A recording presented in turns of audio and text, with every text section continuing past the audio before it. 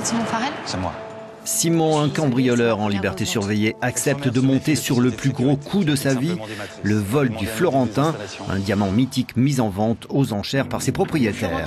Le dernier diamant a été réalisé par Éric Barbier. Regardez, vous voyez, ça c'est le bijou que Yvon va voler. Ça coûte à peu près 50 000. Non mais c'est magnifique, non? Franchement, c'est elle qui le vend et c'est lui qui le vole. C'est magnifique. Et c'est cette idée qui fera de cette vente une Pour vente réussir ce historique. vol, Simon, donc Yvan Attal, devra approcher Julia, Bérénice Bejo, l'experte diamantaire pour qui la vente constitue un enjeu personnel et familial considérable.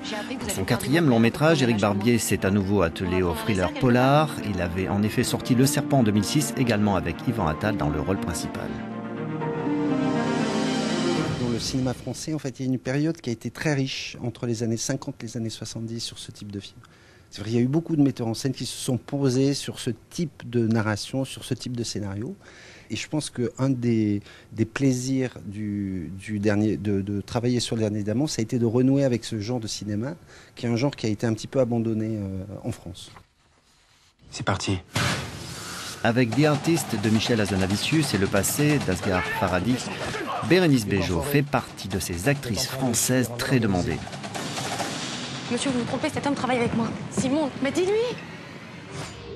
Vous avez gagné beaucoup de prix, vous avez eu beaucoup de succès avec des artistes. Est-ce que vous êtes plus cher maintenant? Est-ce que je suis plus chère? Un petit peu plus chère. Pas beaucoup plus chère.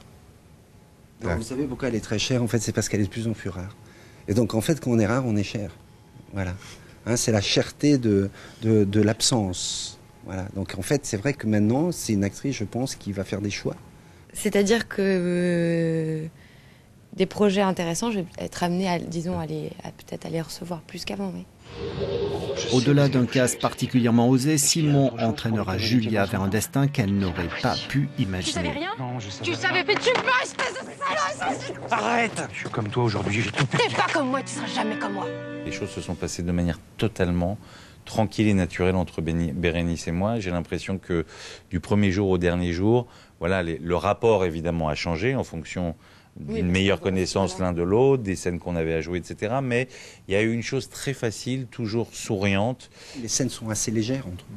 Oui. Donc ça veut dire qu'il y a de la légèreté, donc il y a un plaisir de se rencontrer, il y a un plaisir, même Yvon à des moments s'amuse avec Bérénice sur le texte, sur les silences, sur comment il va la manipuler. Donc on se demandait nous-mêmes si peut-être notre couple fonctionnerait ou pas. Et je trouve en voyant le film que ça fonctionne parfaitement. Ça fonctionne aussi parce que le scénario est super, parce qu'il y a un metteur en scène sur le plateau qui dirige, qui a une vision, qui cadre, qui réfléchit à comment il veut raconter son histoire. Après, ce qui est important, la seule chose qui est importante, c'est qu'à l'écran, ça fonctionne super bien et qu'on est crédible.